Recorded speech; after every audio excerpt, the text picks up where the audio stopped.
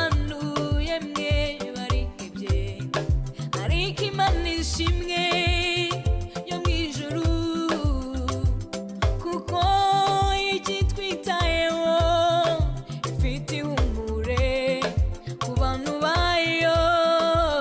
Babwira nti nimukomere, ari ibyiringiro ku bantu bizeye Imana babikunze.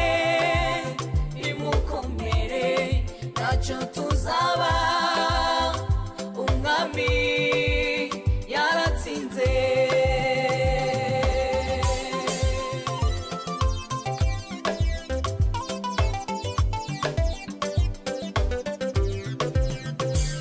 Nubwo tureba ko bicitse, tukabona na nzira n'ubwicecetse iri gukora ibyacu bizigaragaza, iratuzi n'amazina yacu, n'Imana